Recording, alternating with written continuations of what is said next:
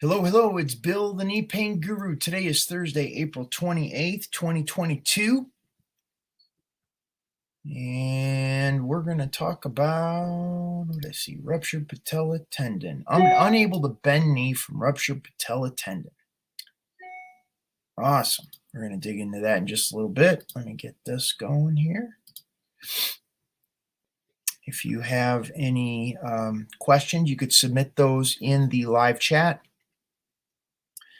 And I will address your questions before the end of the call. If you're watching the replay and you have questions after the end of this, our live broadcast today, you can submit those in the comments section. I read all the comments and I use those for future videos, so you can submit those on there. So let's dig in. Okay, so the question is unable to bend the knee from ruptured patella tendon. This is from Sean Kavanagh. It says, hey there, I'm 6 weeks post-op. Ruptured my patella tendon, so needed surgery to fit it. I'm struggling to bend the knee at the moment. I have about 30 degrees of bend and it feels very tight and especially sore on the outside of the knee. Have you any suggestions as to how I can get more bend in the knee, or as to how long it will take to get the knee bending again? Thanks. Okay. This is an important point, and this was a scenario that I ran into with my knee.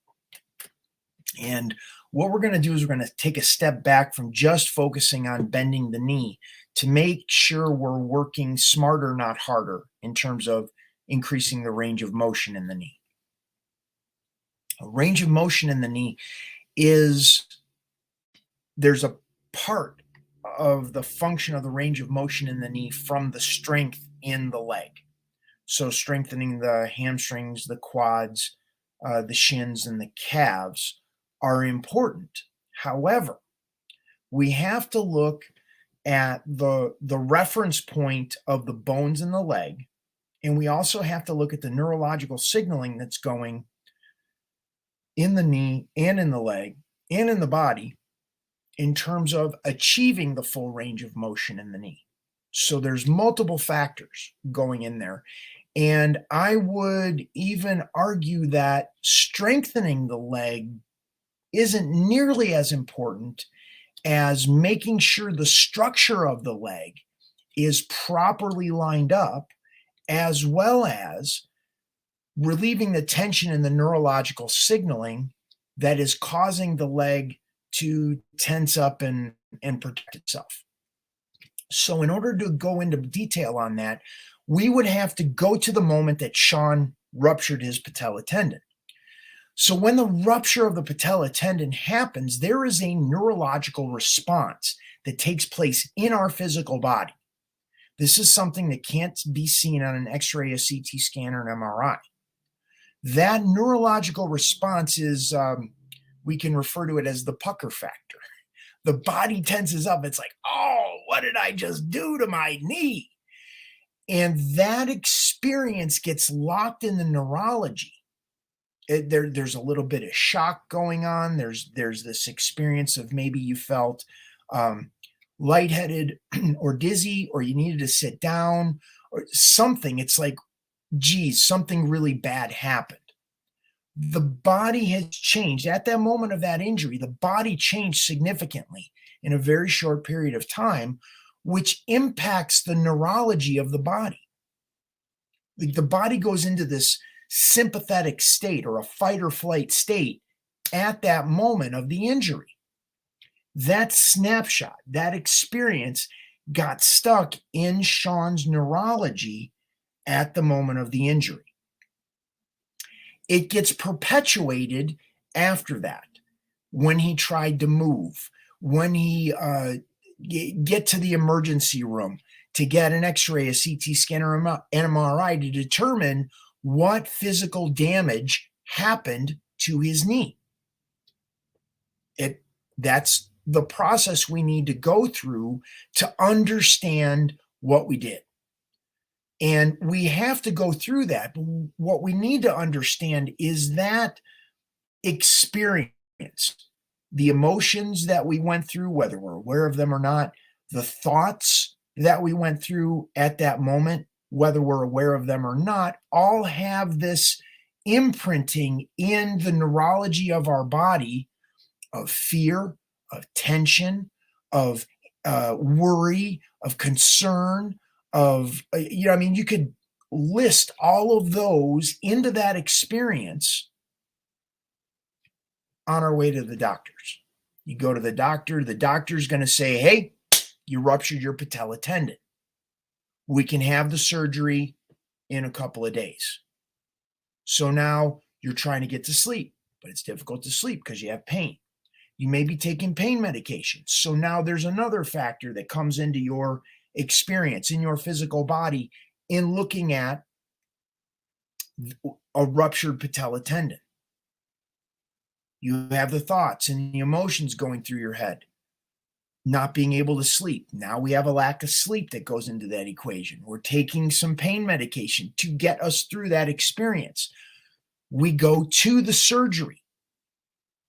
We need the surgery to repair the physical, the mechanical dysfunction that was created. The mechanical dysfunction is the ruptured patella tendon. We need the medical model in order to repair that ruptured patella tendon. Sean went through all of that, and now he's done with the surgery. Worry going into the surgery, get out of the surgery. We're coming to from the anesthesia. Come to from the anesthesia. What's going on with the knee? We don't even know. Now we have the damage from the initial injury. We have the trauma we went through. Surgery is a trauma in and of itself. Now the body's trying to wear off the anesthesia. We have the pain medication we have to take afterwards. We're still not sleeping all that great. A lot of times the pain medication makes us constipated, so we're cranky because of that as well. I mean, like, we have all this stuff that goes into getting the knee back to normal. Now you got to go to physical therapy and force the range of motion in the knee strictly from a mechanical perspective to get the range of motion back in the knee. But the knee's going, hey, I'm scared. I'm afraid. We still have these thoughts in our brain. We still have this emotion that is going on in our body that is going to limit the range of motion in the knee, a governor of what's happening in the knee. Physical therapist isn't going to talk about that. The doctor isn't going to talk about that because it's not in the insurance, like the diagnosis the doctor gives and sends the prescription to the physical therapist as to the type of therapy that they need to do for that physical therapy is not going to talk about the thoughts going through your head or the emotions that you feel or the fear that's coming up or the pain, because they're going to tell you, we got to get the leg strengthened because that's what the code requires. So there is the essential part of the conventional medical model, which is absolutely important in this process. But we also have to recognize that there's this huge component of our mind, our emotions, and the neurological signaling that took place as a result of the injury and the trauma that the knee had gone through, rupturing the patella tendon, that needs to be addressed. We need to look at that. And without addressing those components, many times what happens is we are fighting the ability of the knee to regain full range of motion again. If this is making sense, give the video a thumbs up, like and subscribe to the channel, turn on notifications for future videos. If you have questions about your own knee situation, type that in the live chat. I will address that. If you're watching the replay, type in your questions in the comment section, and I will use those on future videos. So, we talked about Sean's situation. We got to this point, and the question Sean asks is,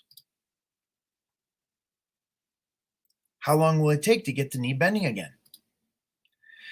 So what happens many times is people strictly go from the conventional medical approach of looking how to force the knee to gain the range of motion.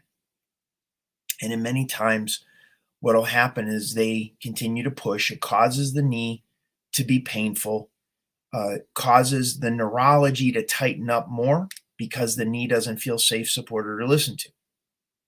That's just a fact. If you force anybody or anything to do something against their will, they're going to resist. It's going to resist. And forcing your knee is no different. What we need to do is take a step back and look how we can change the neurology in the knee.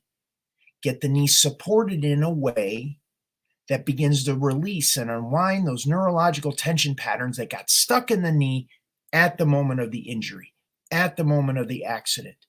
That was compounded by the surgery and all of the other things that are necessary to get the body through its experience and what we're dealing with at this point in time today. So, how do we change the neurological signaling? We work with the intrinsic movement of the knee joint. Intrinsic movement of the knee joint is, let me tell you what gross motor movement is. So there's two types of movements in the knee. There's gross motor movement. The knee extends, the knee bends. Extension, flexion in the knee.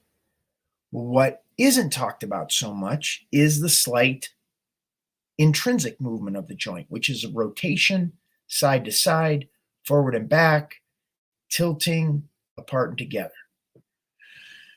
Those intrinsic movements allow us to get out of a car smoothly. You push to the side, you get up, you're getting up at oblique angles. You're rising, you're pushing, you're twisting all at the same time. We don't get up like a robot. We don't sit down on a chair and just get up from that chair. And when conventional physical therapy is employed, we're looking at things quite linearly. The understanding of the neurology in the body is looked at quite linearly. We're doing leg extensions, leg curls, leg raises, calf raises, which is important. I'm not disregarding that. I'm just suggesting that there's a bigger conversation we need to have in order to get your knee to a place where it feels normal again. And without looking in the nooks and crannies of the joint, nooks and crannies being the intrinsic movement of the joint, there is a limitation at which you're going to hit a glass ceiling as far as your improvement. Everybody's different, so different people's glass ceilings are going to be different. Their limitations are going to be different. We don't know how the body's going to respond to conventional physical therapy. Some people are quite happy with conventional physical therapy. Yet, the more you ask them about what's going on with their knee, they'll complain about the stiffness when the weather changes or when it gets cold or when the storm is coming in. They could tell the weather, or it's not so bad. Like, they justify it, which is okay, fine, if that's where they're at. They're good with that. They're good with their knee, although it does set up the conditions for arthritis to set in, and we got problems down the road. But I'm not going to change anybody's mind. What I am here to do is for those that are looking for another option, then we could talk about working with the intrinsic movement in the knee joint to change the neurology in the joint to continue to feel smoother as we get older. So the body feels better as it gets older. That's a completely different conversation than just looking at strengthening the muscles in the legs and forcing the knee to get the range of motion in it. Completely different conversation. Okay, got a question here. Shonda writes, I'm having double knee replacement in a couple of months and nobody said anything about this. That is correct. And they're not gonna. And the reason being is because Shonda, it's important to understand that the conventional medical model is a business model, and it's a very successful business model. It is not in their best interests to suggest anything outside of the box in which they function. They are in some ways legally bound to keep you in their business model. And I like to refer to this concept as called medical sovereignty, that you can use the opinion. A diagnosis is nothing more than a professional opinion from a doctor to determine what is the best course of action for what's going on in your body. You ultimately get to decide. You ultimately make the choice as to what you want to do. What I don't agree with is that there is limited information. It's like, okay, you have the option of continuing to suffer with your knee, Shonda, continuing to suffer with your knee pain. You have the option, we could send you to physical therapy. We can give you a knee replacement. You can do cortisone shot to numb the pain and hope that the knee will be different on the other side. But all of those at best are Band-Aids on the neurological pattern that got stuck in your knees over a period of time. Unless we take a step back and look at this process that your body is going through as a journey towards health, towards healing your own body, then we're going to kind of be left wanting like, is this it? What, like, the idea of a knee replacement and literally what they do, if you haven't already, go on YouTube, do a search for knee replacement surgery and watch what they're doing. They're sawing off the bones. They're literally sawing off the bones in your upper and lower leg and replacing it with plastic and metal. There's a whole host of risks that go along with that. And this, you can talk with your doctor. But it's something that, like, the surgery option is always there. But the pattern that is in your body is not going to change just because you don't feel the pain in the knee anymore or in the knees anymore. What happens is, if that pattern is not addressed, you can't feel what's going on in your knees. That pattern is translated to other parts of your body, your hips and lower back, your ankles and feet. I got a friend of mine. She had Southern Indiana, doctor, general practitioner. She had double knee replacement. And then I spoke with her a couple years later. She's having a double hip replacement. And then I spoke with her. Last time I spoke with her, this was probably, oh gosh, I don't know, maybe 6-7 years ago, something like that. And she's having a double shoulder replacement. Now, why is that? Because she no longer felt what was going on with her knees. She never addressed what was going on with her knees. She didn't look at the physical component, the mental component, the emotional component that was manifesting, that was showing up as the pain in her knees. So she got the knee replacement. She couldn't feel the knees anymore. The knees didn't hurt. But what happened was, now the knees, she didn't feel the knees. The tension went up to her hips. So now the hips started wearing. The hips started hurting. She didn't look at the tension pattern. She didn't look at her mind, her emotions, the physical component. The hips got replaced.